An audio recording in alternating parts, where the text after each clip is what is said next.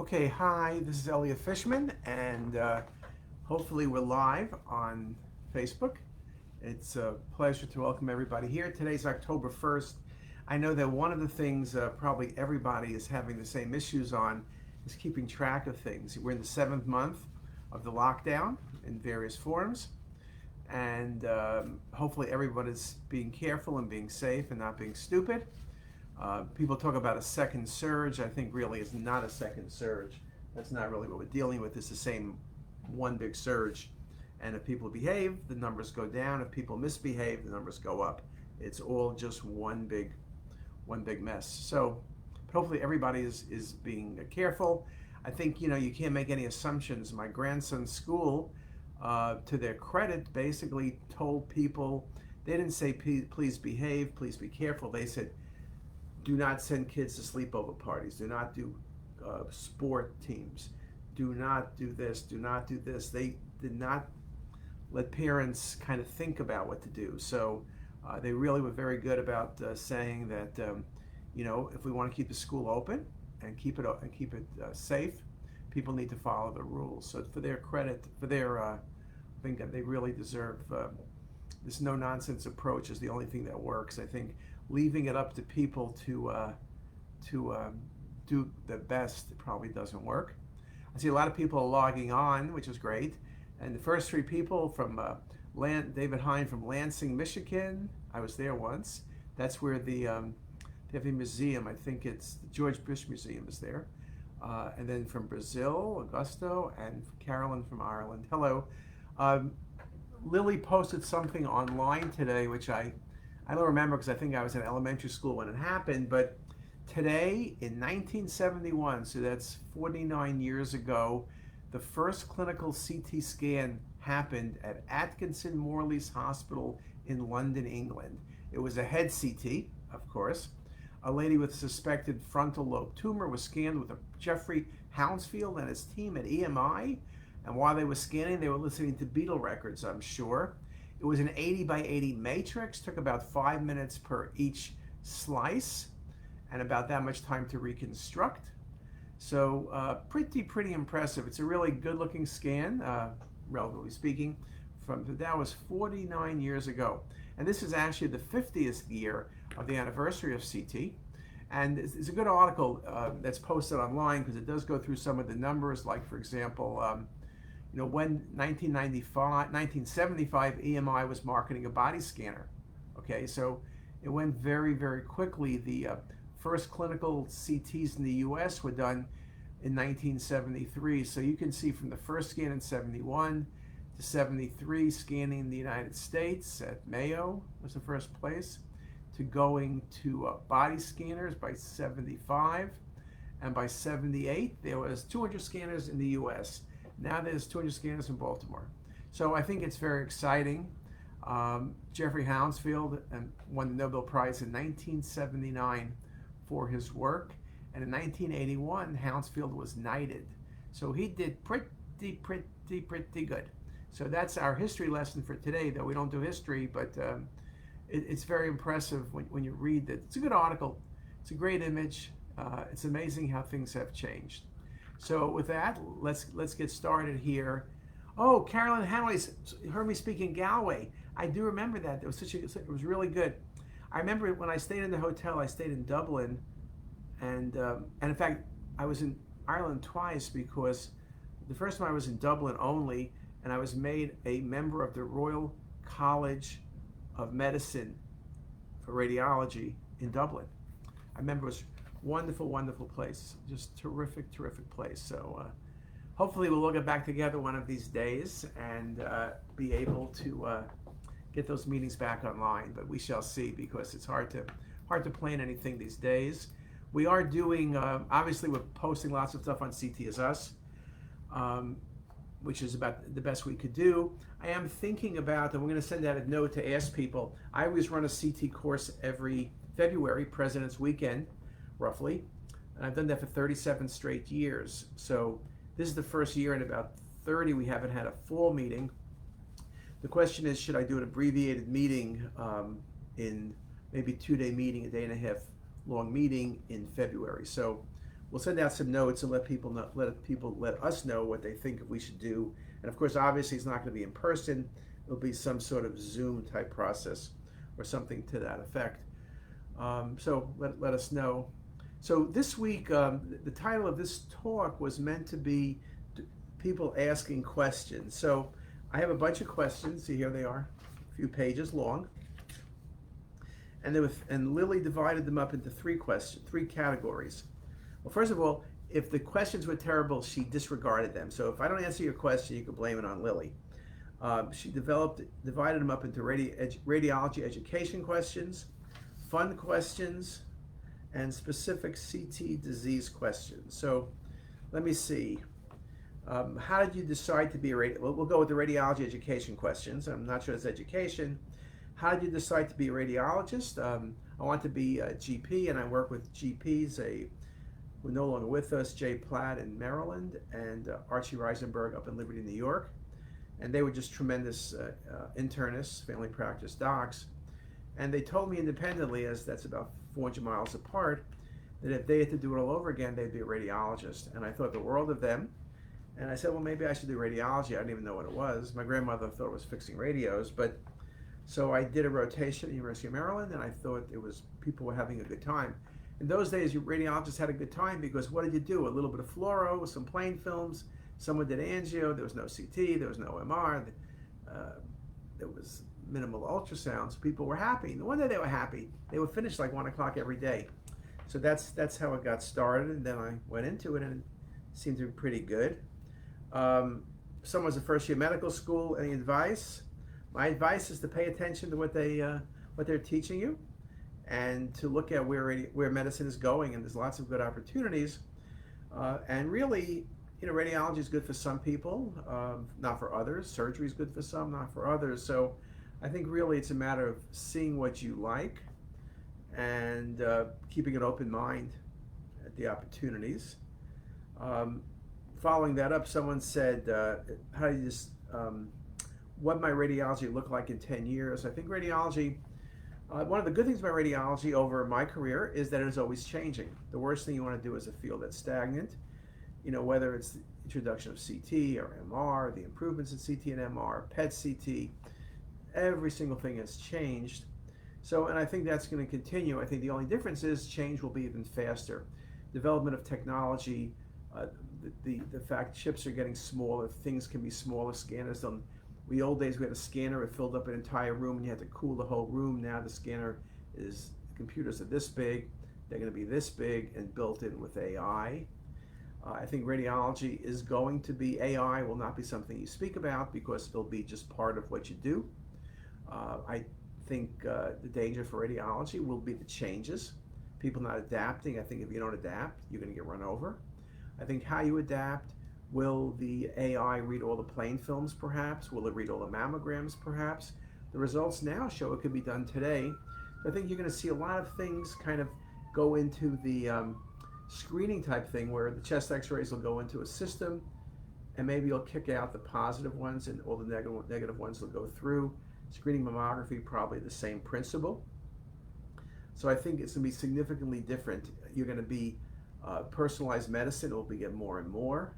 And so you're going to be having a lot of information coming to you. You're not just going to be reading the film. You'll have to be able to help manage the patient. I think personalized medicine drives all the different specialties, whether it's radiology or pathology or anybody else. So it's going to be a real challenge. How do you do that? And how do you do that in a successful format? So I think that's going to be very big. I think you need to really be paying attention to AI now. If you're a group, perhaps get some AI just to get comfortable with it from the ER setting, whether it's for brain bleeds or pneumothorax or PE. Get something that makes you at least be using it and looking at it and then getting a feel of how it's going to fit into your workflow. I think that's going to be very, very critical for that.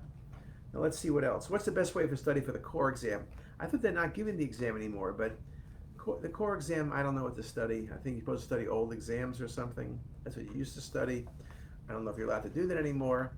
I think the thing is just pay attention to what you learn on a daily basis and just keep reading. I think there's nothing that beats reading. So you just keep reading, keep looking at cases.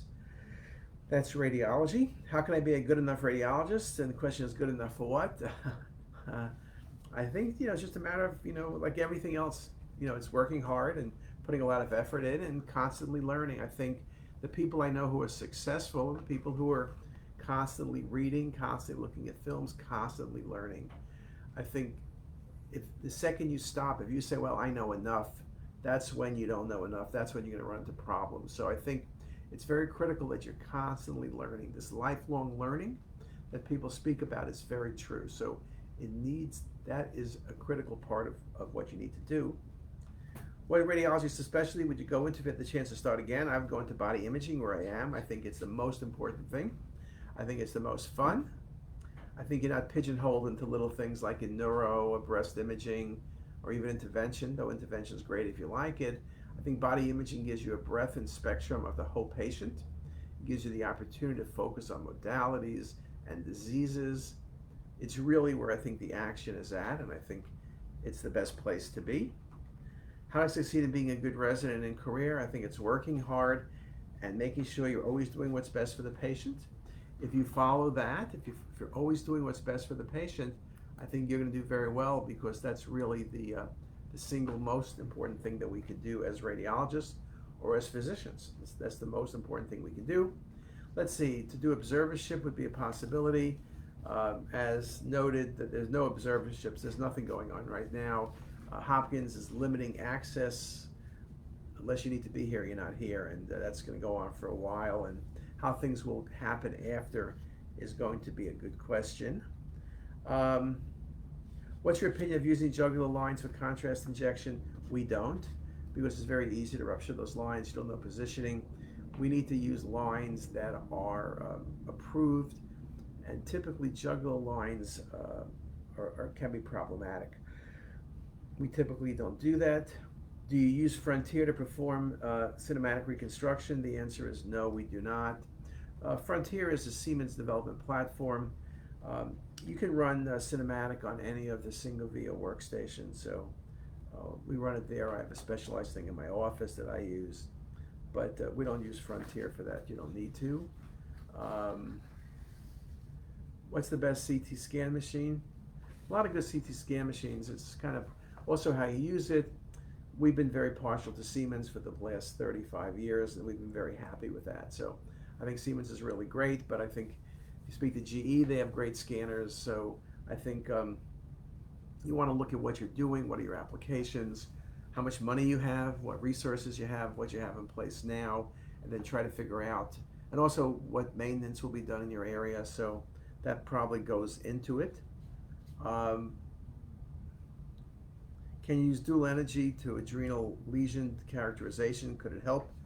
There's one article about dual energy for looking at adrenal lesions, but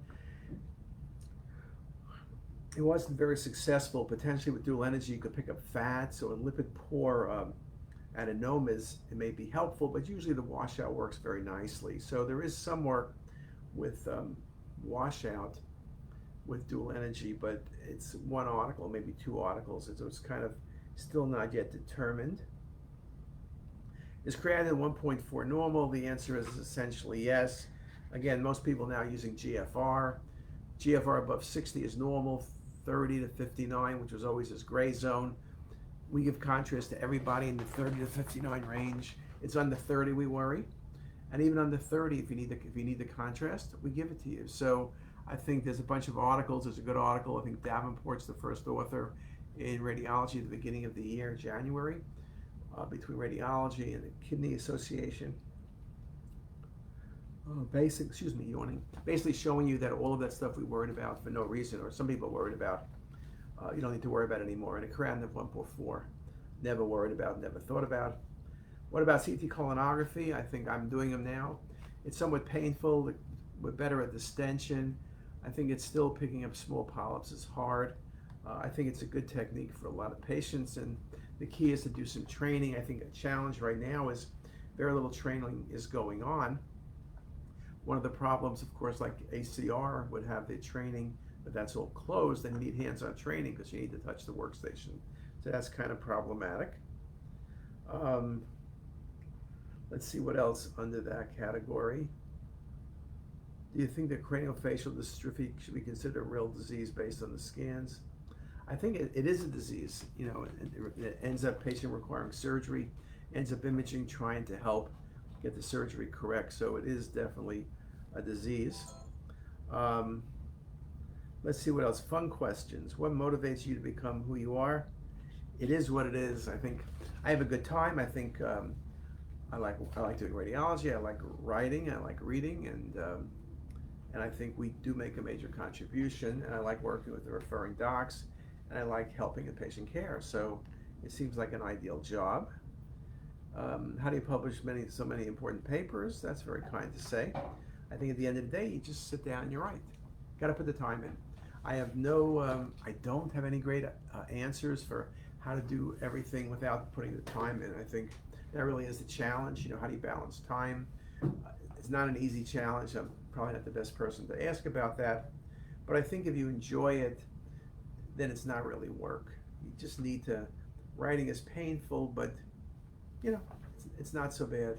Someone has my favorite band. I don't know. Eric Clapton. I love seeing in concert. Listening to Paul Simon. Going to a Taylor Swift concert. Going to an Eagles concert. Nothing better than going to an Eagles concert.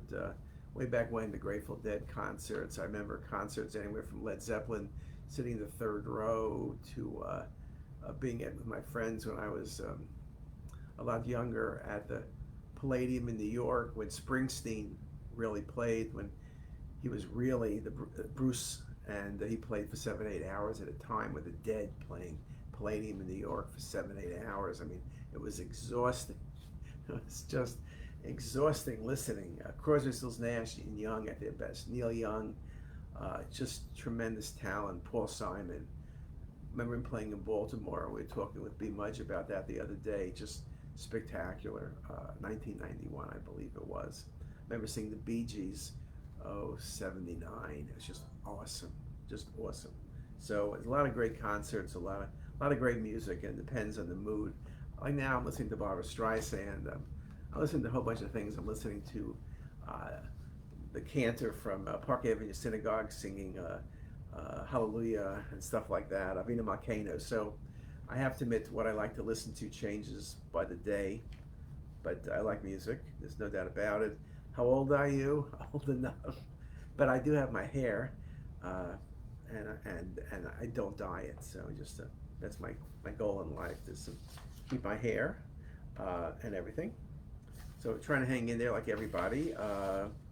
Those are kind of the main questions. If anyone has a question, probably a good time now, we're running out of time, is to put it there. Again, we ask people to let us know what topics we should discuss on these Facebook Lives. We could do them more often. We do it once a week. That seems to be a good number. But we can discuss very specific topics, or even do Facebook Live as vignettes. There's a couple of articles we've written on Instagram, Facebook Live, and the like. A couple of them were just published in Journal of Digital Imaging. You could read about some of the stuff there. We are looking and thinking about ways of improving CTisus. We're always looking at ways of changing things, making things better, making sure we meet the needs of the people, which is you. So we're looking at that, trying to figure out how we present content, what it is that we need to do. We're finishing up the lectures through the end of the year. We've done the quizzes through the end of the year. So we're trying to, coronavirus affects all of us in terms of availability. I'm at work, probably 4 out of 5 days, or 5 out of 5. Lily, Sarah are all home, essentially 100% of the time. So we've managed to stay, and they've done a great job, managed to go remote and still not, we haven't lost a beat. Everything is as good or better than it's ever been. So that part's exciting. So that's really the main things. We do have some talks. I think Patrick Collison spoke at Hopkins, who's the head of Stripe. We had a fantastic presentation. I have to check with his team today. They're going to let us post it on CTisus. We also will be Bill Brody, who used to be the president of Hopkins and the head of the Salk Institute, will be speaking next week. We have a speaker series.